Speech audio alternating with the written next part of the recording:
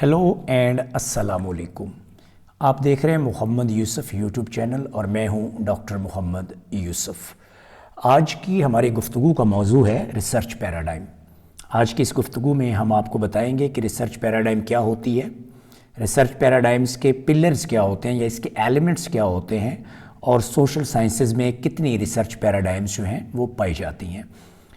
सबसे पहले शुरू करते हैं जी, पैराडाइम क्या होती है। A paradigm is a widely accepted and shared framework और a model within particular discipline और कम्युनिटी। यानी आप कोई डिसिप्लिन ले लें, कोई कम्युनिटी ले लें, उसके अंदर जो एक एक्सेप्टेड, वाइडली एक्सेप्टेड यानी और शेयर्ड जो फ्रेमवर्क होता है या मॉडल होता है किसी डिसिप्लिन, जैसे बायोलॉजी है, केमिस्ट्री है, कम्युनिकेशन है, साइकोलॉजी है, इवन पॉलिटिकल साइंस है, और कम्युनिटी जैसे साइंटिफिक कम्युनिटी है, कल्चरल कम्युनिटी है, इकोनॉमिक कम्युनिटी है, या कोई और कम्युनिटी है, उसके अंदर जो एक वाइडली एक्सेप्टेड और शेयर फ्रेमवर्क होता है या मॉडल होता है उसे हम रिसर्च पैराडाइम कहते हैं या सिंपली पैराडाइम कहते हैं। It represents a set of beliefs, practices and assumptions that define how a particular subject or field should be approached, studied and understood। ये बहुत इंपॉर्टेंट बात है कि ये सेट ऑफ बिलीव्स होता है जिसको हम प्रैक्टिस करते हैं, और ये अजम्पशंस होते हैं जो हमें डिफ़ाइन करते हैं हमारे लिए या हमें हेल्प आउट करते हैं कि किसी भी सब्जेक्ट को, जैसे मैंने कहा कि कम्युनिकेशन है, लिटरेचर है, हिस्ट्री है, कोई भी सब्जेक्ट है, फिज़िक्स है, केमिस्ट्री है, मैथमेटिक्स है, उसको अप्रोच कैसे करना है, उसको स्टडी कैसे करना और उसको अंडरस्टैंड कैसे करना है। सो पैराडाइम होलिस्टिकली स्पीकिंग हमें बताती है कि किसी भी डिसिप्लिन को, किसी भी फील्ड को आप अप्रोच कैसे करते हैं, यानी उसके अंदर प्रॉब्लम को कंसेप्चुलाइज कैसे करते हैं, डिफाइन कैसे करते हैं, उसको स्टडी कैसे करते हैं और फिर उसको अंडरस्टैंड कैसे करते हैं। So paradigm serve as overarching perspectives that guide research. तो पैराडाइम बुनियादी तौर पे एक हॉलिस्टिक पर्सपेक्टिव्स का नाम है जो रिसर्च को गाइड करती हैं, थेरीज को गाइड करती हैं, मेथडोलॉजीज को गाइड करती हैं, and the interpretation of information with in a specific context. और किसी भी कॉन्टेक्स्ट के अंदर जो इन्फॉर्मेशन है उसको इंटरप्रेट कैसे करना है उसको भी पैराडाइम्स गाइड करती हैं।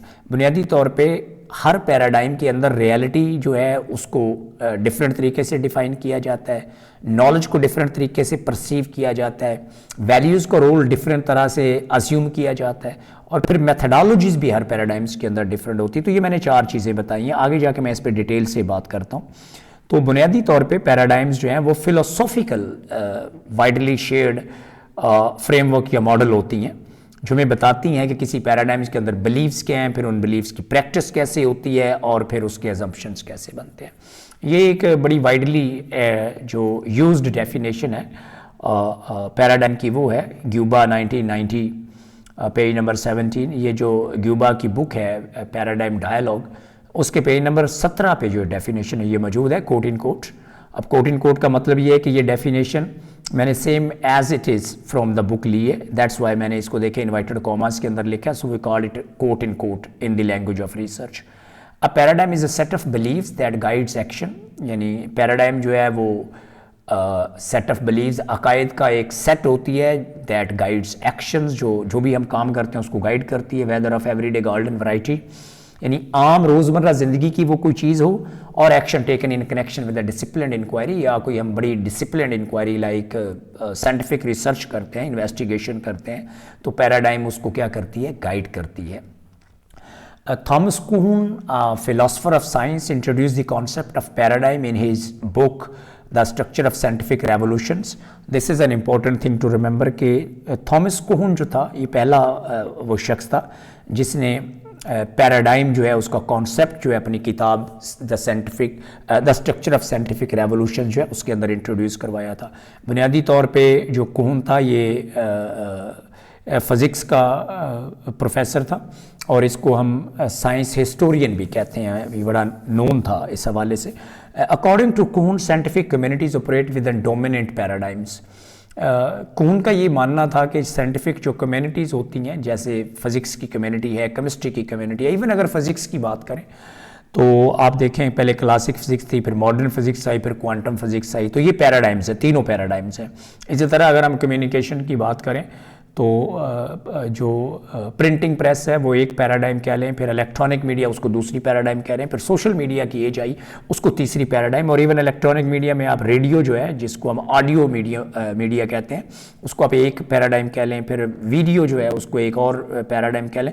तो इस तरह हम 4 पैराडाइम्स जो है कम्युनिकेशन के अंदर भी डिफाइन कर सकते हैं कि from printing press to audio यानी radio, and then to the video television, and then to the social media.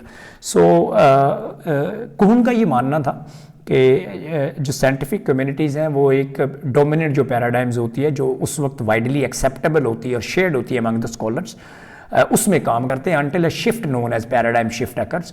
और फिर क्या होता है कि slowly and gradually another way of knowing और another way of approaching the subject, another way of studying the subject and another way of understanding the subject starts developing. तो इसको हम क्या कहते हैं, leading to a new way of understanding and explaining phenomena और a field और ए discipline.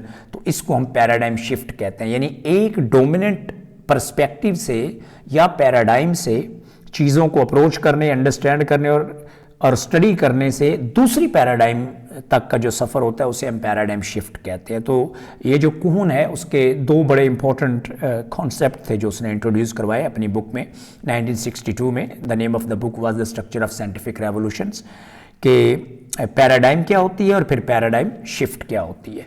तो ये अब तक हमने जो डिस्कशन किया वो ये है कि पैराडाइम क्या होती है, फिर पैराडाइम को डिफ़ाइन कैसे करते हैं, और फिर पैराडाइम का तसव्वुर या कॉन्सेप्ट कहाँ से आया है। अब इस डिस्कशन को हम थोड़ा सा आगे लेके चलते हैं। Different scholars have used different names for paradigms.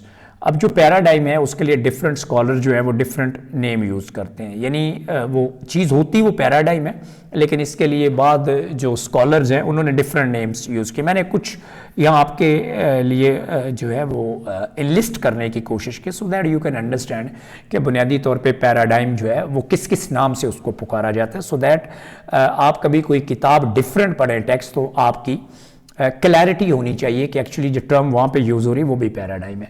Some call them world views. अब जो क्रेसवेल 2017 है ये अपनी किताब के अंदर जो पैराडाइम के लिए वर्ड यूज़ करते हैं वो वर्ल्ड व्यू यूज़ करते हैं।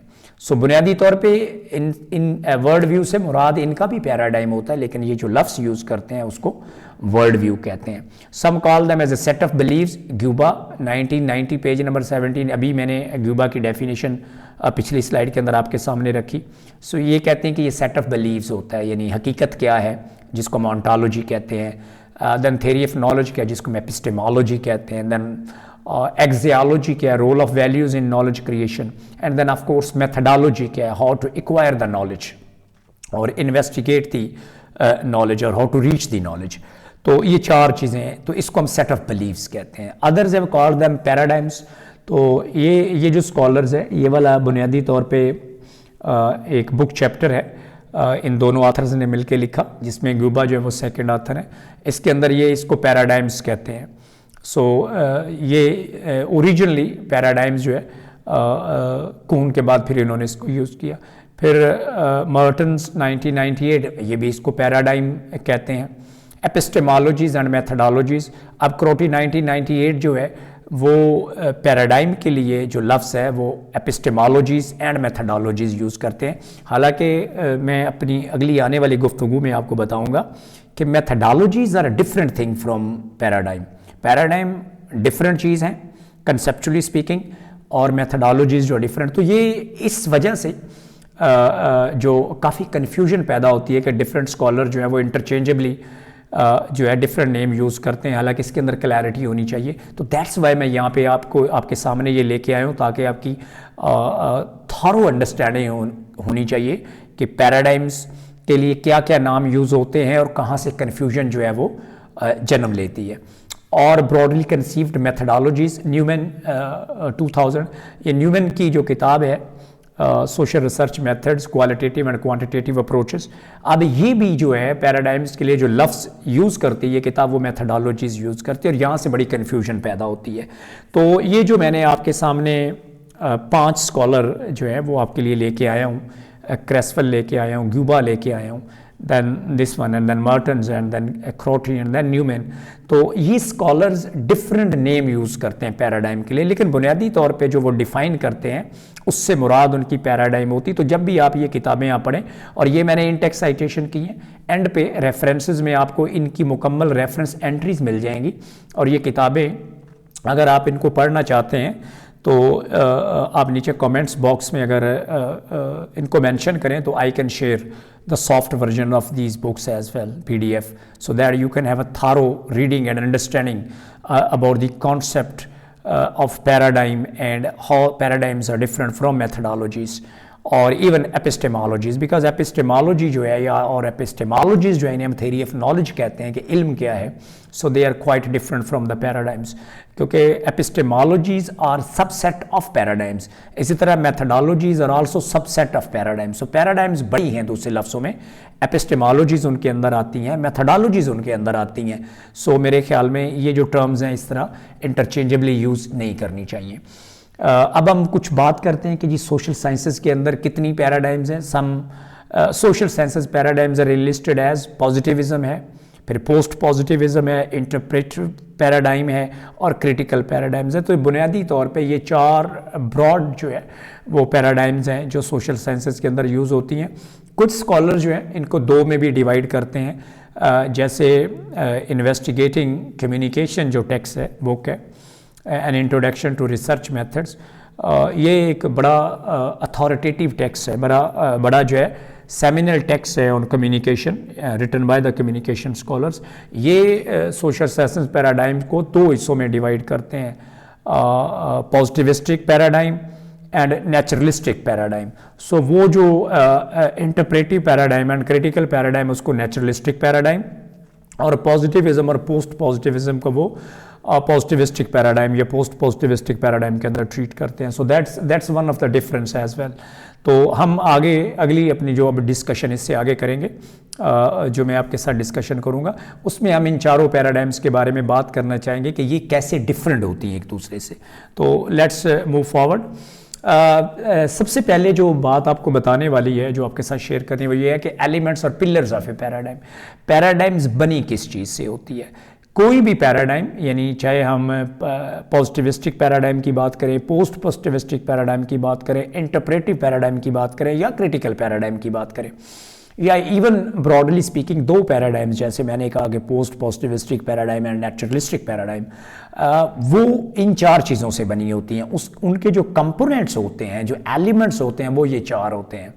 पहली जो चीज़ है वो उसको हम ऑन्टोलॉजी कहते हैं, द स्टडी ऑफ रियलिटी, की हकीकत क्या है, हम क्या चीज़ स्टडी करना चाहते हैं, हम हकीकत को डिफ़ाइन कैसे करते हैं, कंसेप्चुलाइज कैसे करते हैं। सो हर पैराडाइम के अंदर जो रियलिटी है वो डिफरेंट होगी। That's why the paradigms are different from one another. फिर एपिस्टेमोलॉजी है, इसको हम कहते हैं द स्टडी ऑफ नॉलेज और थ्योरी ऑफ नॉलेज। इल्म क्या है, इल्म की हकीकत क्या है, how real is the real, what we know is the real, यानी हम जिसको हकीकत समझते हैं, जिसको हम असल समझते हैं, उसकी असल क्या है, इल्म क्या है, कहाँ से आता है, इल्म की नॉलेज क्या है, इल्म की थ्योरी क्या है, किसे हम इल्म कह सकते हैं, किसे हम इल्म नहीं कहते। ये सारी जो चीज़ें हैं ये एपिस्टेमोलॉजी के अंदर आती हैं।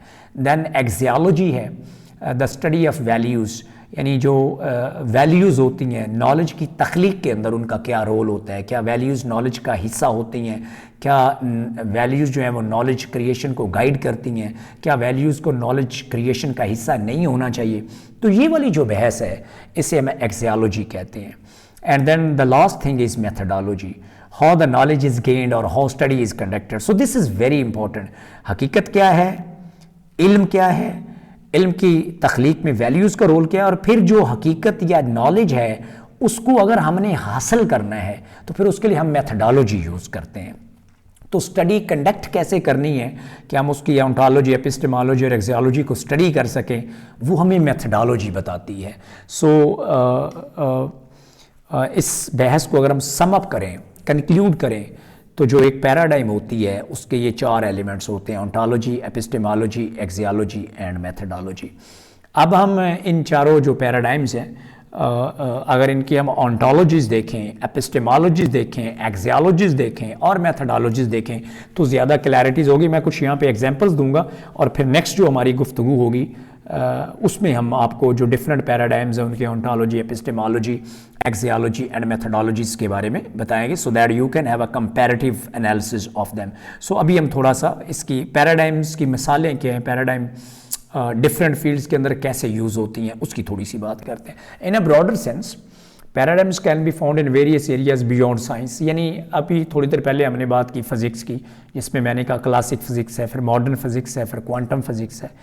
तो सच एज साइंस में ही सिर्फ पैराडाइम्स नहीं पाई जाती, फिलॉसफी के अंदर पैराडाइम है, सोशियोलॉजी के अंदर पैराडाइम है, कल्चरल स्टडीज़ के अंदर पैराडाइम है। जैसे मैंने कम्युनिकेशन के अंदर आपको बताया कि जो प्रिंटिंग प्रेस है वो एक पैराडाइम थी, एक ईरा था कि how we conceptualize the reality, how we accumulate the knowledge, what kind of role the values have in the creation of knowledge.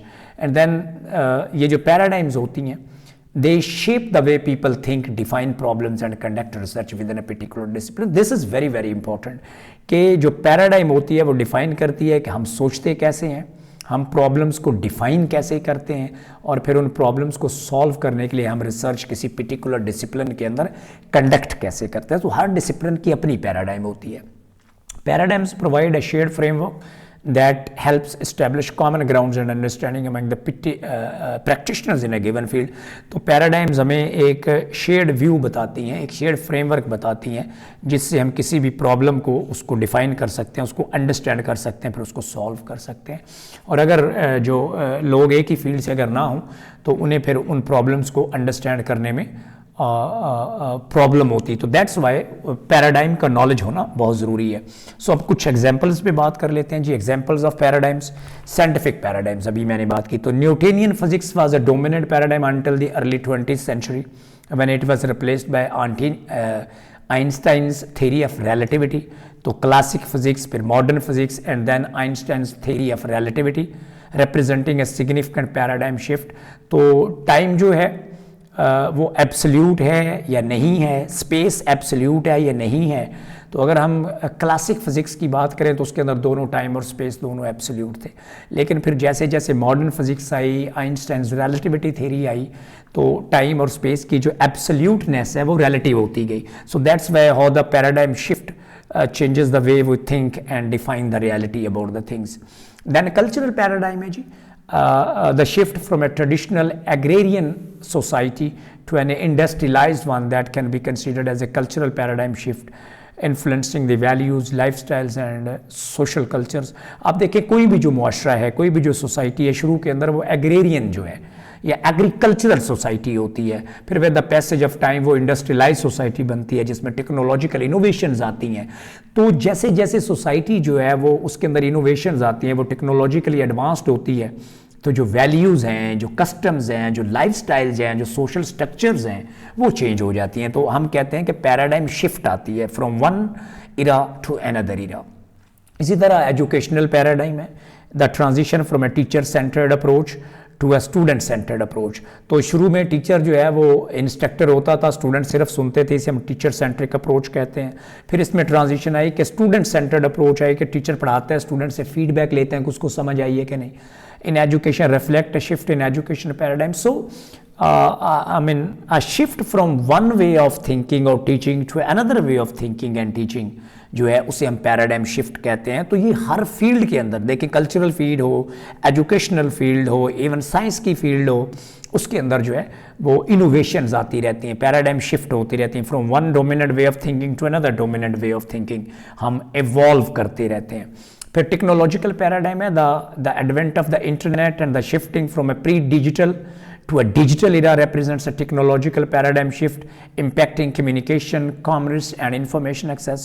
तो प्री डिजिटल जो है, जैसे मैंने प्रिंट मीडिया की बात की, फिर मैंने रेडियो की बात की जिसके अंदर सिर्फ आवाज़ होती थी, फिर टेलीविज़न जो है जिसके अंदर तस्वीर भी होती थी, और फिर आज हम डिजिटल एरा में ज़िंदा हैं, यहाँ तस्वीर भी है, यहाँ आवाज़ भी है, और यहाँ जो कंटेंट है digital form with no time is shared among the people, you know, and we are having the technological paradigm shift. I mean, we are moving from one way of thinking and conceptualizing the reality and the problem to another way of defining the problems and solving them and conducting studies about them and getting knowledge about them. So this is what we call paradigm shift. So a move from one paradigm to another paradigm. And then economic paradigm, a transition from a predominantly agrarian economy to industrialized और service based economy represents an economic paradigm shift. तो agrarian society जो है वहाँ बेशतर लोग किसान होते थे. उसके बाद इंडस्ट्रियलाइज में क्या है कि अब ये सर्विस बेस्ड है कि you provide specialized service and then you are paid for that service. So this is a paradigm shift from agrarian economy to a industrialized or service based economy. Then communication paradigm, जिसका मैंने थोड़ी देर पहले जिक्र भी किया, the move from the traditional mass media to interactive and participatory digital media represents a communication paradigm shift. कि पहले newspaper होते थे, टेलीविज़न होते थे, रेडियो होते थे, तो हम इनको हॉरिजॉन्टल मीडिया कहते हैं कि टॉप से डाउन जो है मैसेज आता था, यानी एडिटर ने खबर लगा दी अखबार में, लोगों ने पढ़ ली, लोग उस पर फीडबैक नहीं दे सकते थे. इसी तरह टेलीविज़न पे खबर चली तो लोग सुनते थे, उस पर फीडबैक नहीं दे सकते थे. इसी तरह रेडियो पे खबर चली तो लोग सुनते थे, फीडबैक नहीं दे सकते थे. अब क्या है, अब जो सोशल मीडिया प्लेटफॉर्म्स हैं और डिजिटल प्लेटफॉर्म्स हैं वो पार्टिसिपेटरी और इंटरेक्टिव कम्युनिकेशन पैराडाइम की बात करते हैं. जैसे ही आप कोई पोस्ट फेसबुक पे लगाते हैं तो लोग नीचे उस पर कमेंट्स लिखते हैं. So it becomes a participatory और interactive kind of communication. So we agree, we disagree, we agree to disagree. So this is a shift from a very traditional horizontal top to down approach of communication to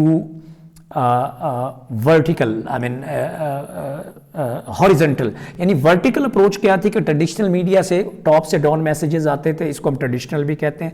अब हम इस वक्त जो digital media है इसके अंदर हम horizontal approach की बात करते हैं, जिसमें हम इंटरेक्टिव हैं, पार्टिसिपेटरी हैं. कोई पोस्ट आती है हम उसके नीचे कमेंट करते हैं, देन उस पर कमेंट आता है, उसका जवाब आता है. So we are feeling a very interactive and participatory digital media landscape compared to traditional vertical passing of communication from the editor to the masses. And then environmental paradigm, a transition from viewing nature as an inexhaustible resource to recognizing the importance of sustainable practices, reflecting a paradigm shift in environmental thinking. पहले ये समझा जाता था कि कायनात के जितने resources हैं उन्हें हम यूज़ कर सकते हैं, वो इनएग्जॉस्टिबल है, वो कभी ख़त्म नहीं होंगे. लेकिन अब जो एक नई पैराडाइम ये सोच है कि कायनात के रिसोर्सेज जो हैं उन्हें अगर हम बचाना चाहते हैं, जैसे पानी है, अगर हम उसको ज़ाया करेंगे तो पानी का जो लेवल है वो नीचे जाता जाएगा.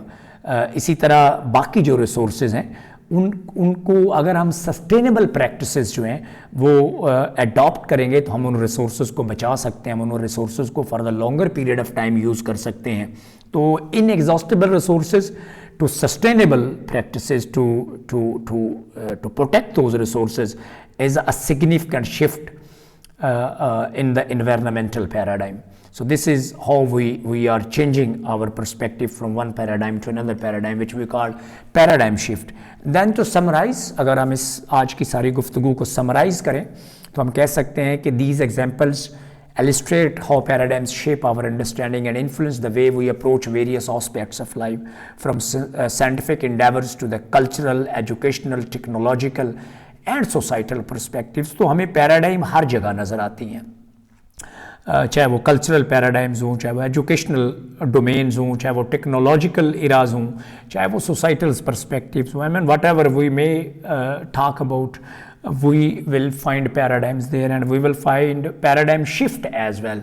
I mean, transition from one dominant way of thinking or defining the problems or solving the problems to another dominant way of approaching or conducting studies or even interpreting the information or solving the problems.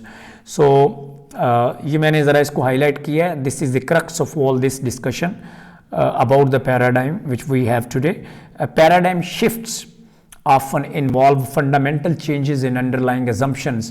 यानी हकीकत क्या है, इल्म क्या है, values क्या हैं, methodologies क्या हैं. तो पैराडाइम शिफ्ट बात करती हैं कि उनके अंदर फंडामेंटल चेंजेस आती हैं that lead to new ways of thinking and problem solving within a particular domain और कम्युनिटी और अ डिसिप्लिन. तो पैराडाइम शिफ्ट जो है वो बुनियादी तौर पे हमें बताती है कि किस तरह एक डोमिनेंट वे ऑफ थिंकिंग जो है वो रिप्लेस हो जाता है with another and new and innovative way of thinking and solving problems in a particular field, even a social life or even a domain like technological, cultural or education or even societal. So these are some of the sources which I use to prepare this lecture for you guys. ये क्रेसवेल की जो मैंने Intex citation use की, research design, qualitative, quantitative and mix method approaches, ये मैं ग्यूबा की book की बात कर रहा था, द पैराडाइम डायलॉग। ये कुहन की बुक है, the structure of scientific revolution, very authoritative book about the concept of paradigms and paradigm shift. Then paradigmatic controversies, contradictions and emerging influences. This is a good book, a good book chapter rather, which talks about why the different paradigms are different, what are the controversies between different paradigms जो मैंने नाम लिए, positivistic paradigm, post-positivistic paradigm, interpretive paradigm and critical paradigm. And this was the book where this book chapter was published. The pages were 1065 to 1122 pages. In pages के दौरान जो है ये book chapter publish हुआ था। Then research methods in education and psychology, integrating diversity with quantitative and qualitative approaches. This is another very good text which I used. And then Newman, very renowned and very popular texts on social sciences research, social research methods, qualitative and quantitative approaches. So these are some of the texts which I used to prepare this lecture.